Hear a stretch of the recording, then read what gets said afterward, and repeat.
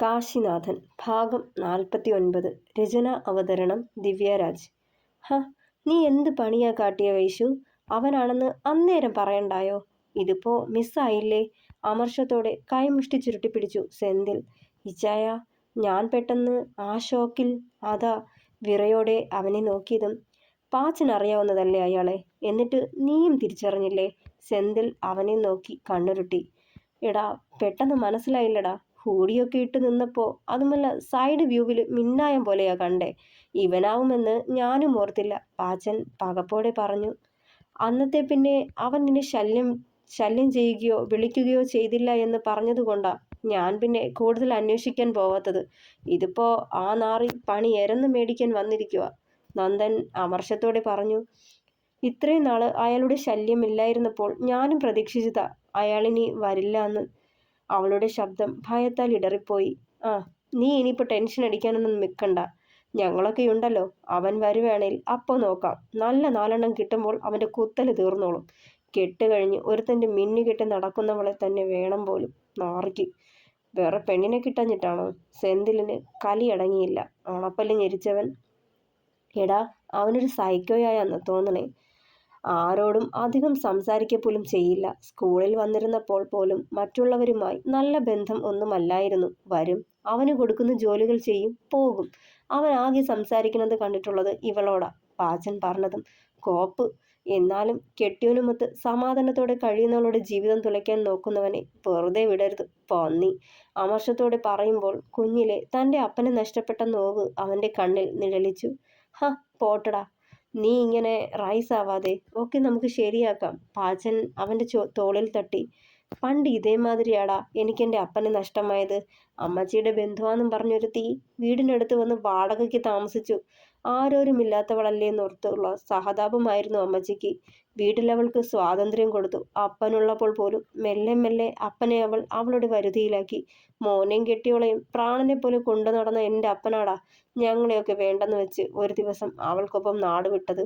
അന്നേരം ആ സ്ത്രീയും അപ്പനും തമ്മിലുള്ള ബന്ധമുള്ള പോലും പാവം അമ്മച്ചി അറിയുന്നേ. ആകെ തകർന്നു പോയി. പിന്നെ ഒത്തിരി നാളെടുത്തു അതിൽ നിന്നൊക്കെ ഒന്ന് കരകയറാൻ. എൻ്റെ തന്തയെന്ന് പറയുന്ന ആ നാറി അയാൾക്കുള്ള സർവ്വ സ്വത്തുക്കളുടെ പ്രമാണങ്ങളും അമ്മച്ചിയുടെ സ്വർണവും അലമാരിയിൽ വെച്ചിരുന്ന കാശും ഒക്കെ എടുത്തോണ്ടാ മുങ്ങിയെ. ഞങ്ങൾ പിന്നാലെ പോയില്ല. കൊണ്ടുപോയി തിന്നട്ടെ എന്നും പറഞ്ഞ് വാശി പിടിച്ചിരുന്നു അമ്മച്ചി. കൂലിപ്പണി ചെയ്ത് എന്നെ പോറ്റി. പിന്നെ കുറേ വർഷങ്ങൾ കഴിഞ്ഞ് ഞാൻ കഷ്ടപ്പെട്ട് കാശുണ്ടാക്കി ഇപ്പോൾ ഉള്ളതൊക്കെയും നേടിയെടുത്തു. ഒരു ദിവസം എന്നെ കാണാൻ ഒരു പ്രാകൃതനായ മനുഷ്യൻ വന്നിരുന്നു.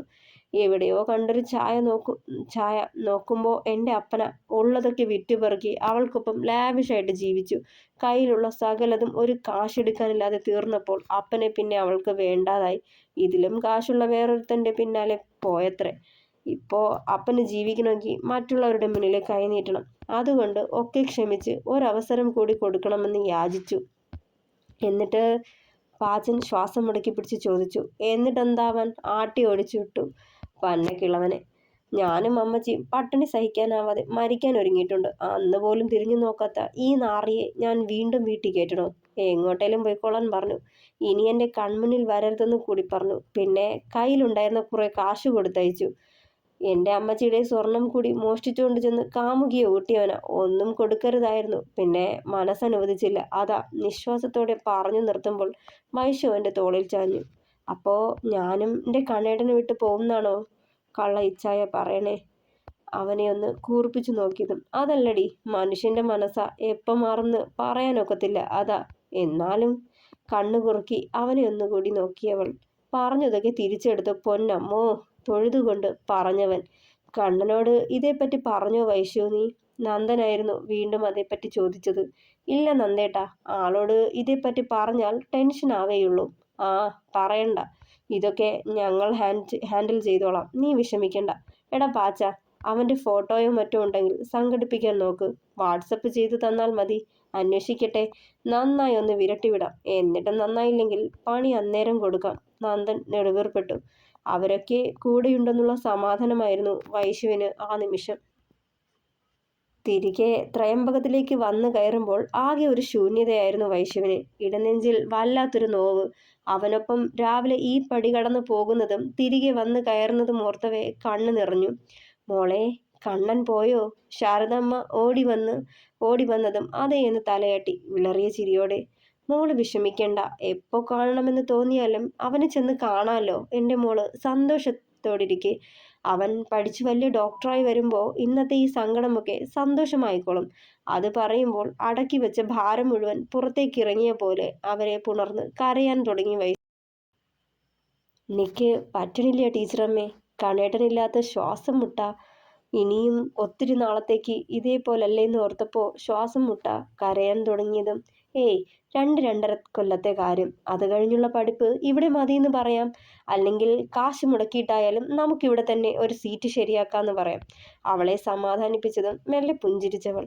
അച്ഛന് എങ്ങനെയുണ്ട് ടീച്ചറമ്മേ? ഓർത്തെടുത്ത പോലെ ചോദിച്ചു. റൂമിലേക്ക് മാറ്റിയിട്ടുണ്ട്.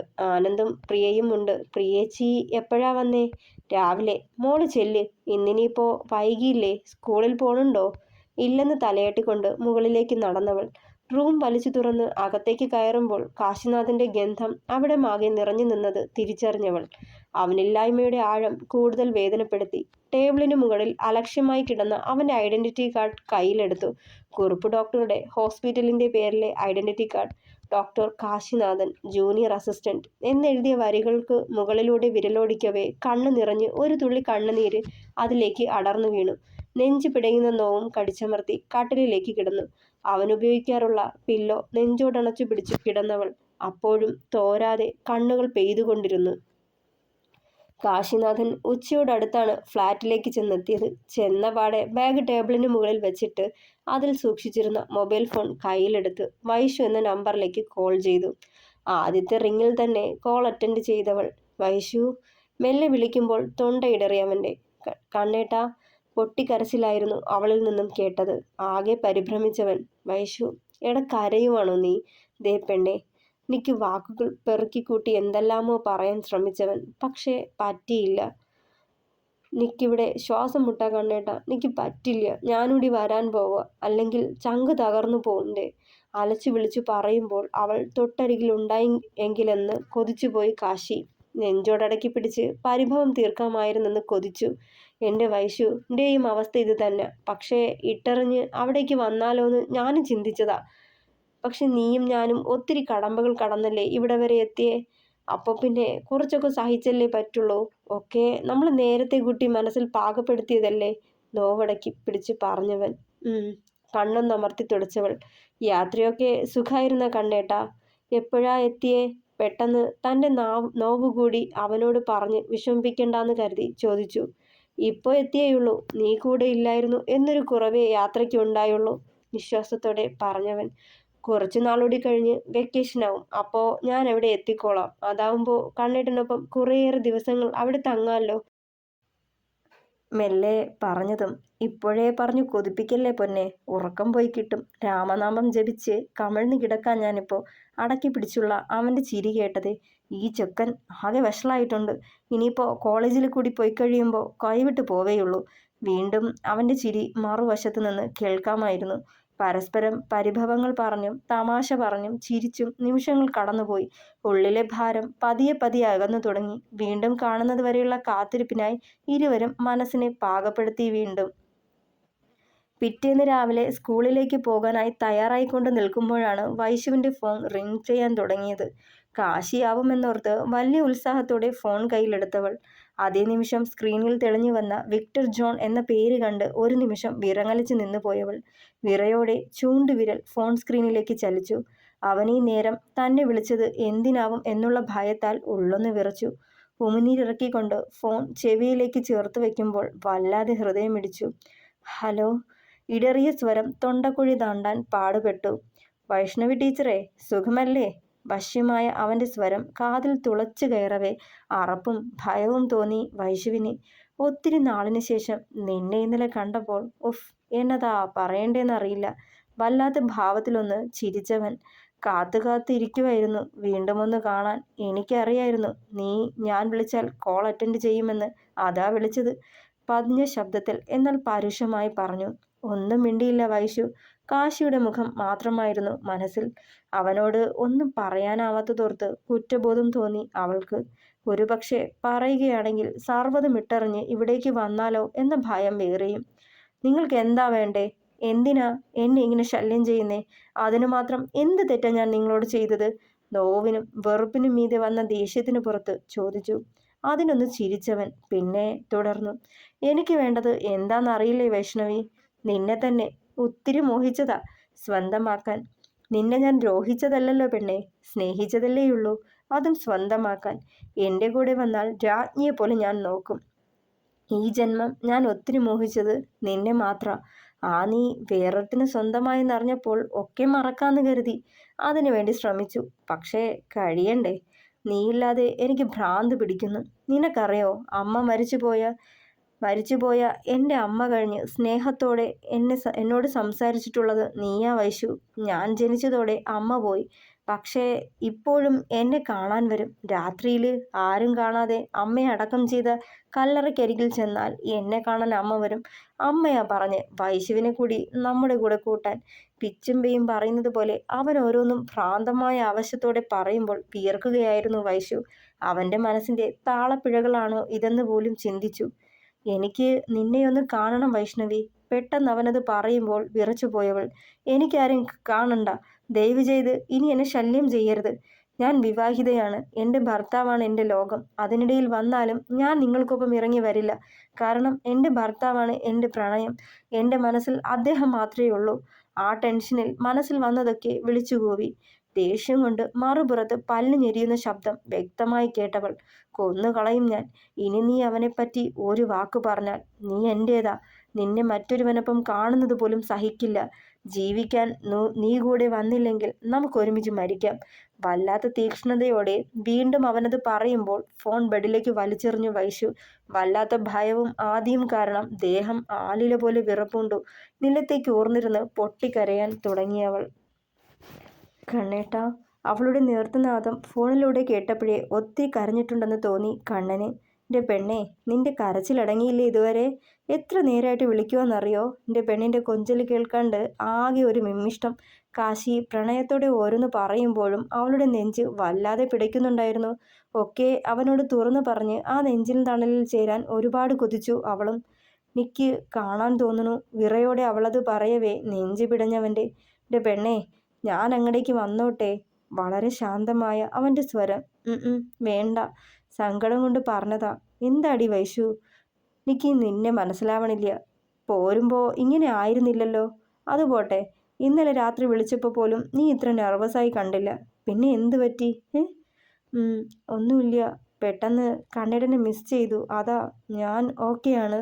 നെഞ്ച് നീട്ടി പറയവേ കണ്ണുകളും നിറഞ്ഞു. നീ എന്തേലും കഴിച്ചോ പെണ്ണേ? ആദിയോട് തിരക്കി. കണ്ണേട്ടനോ?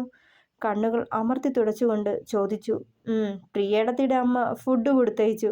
അവരൊക്കെ തൊട്ടടുത്ത ഫ്ലാറ്റിലാണ് താമസിക്കുന്നത്. ചേട്ടത്തി വിളിച്ച് പറഞ്ഞുത്രേ എന്നും എനിക്കുള്ള ഫുഡ് കൊണ്ട് തരാമെന്ന് പറഞ്ഞവര്. അതെളുപ്പമായല്ലോ. സർവം മറന്ന് അവനോടൊപ്പം കുറച്ചു നേരം സംസാരിക്കാൻ ഉള്ളുകൊണ്ട് മോഹിച്ചവൾ.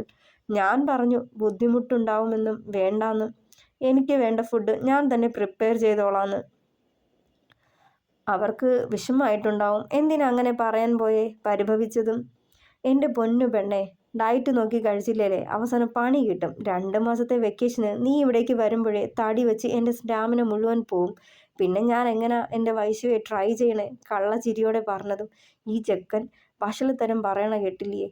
മെല്ലെ മെല്ലെ അവളുടെ നെഞ്ചിടിപ്പും ഭയവും അകലാൻ തുടങ്ങി. ഒരിത്തിരി നേരം അവനോട് സംസാരിച്ചിരുന്നപ്പോൾ ആദി അകന്നു പോയിരുന്നു.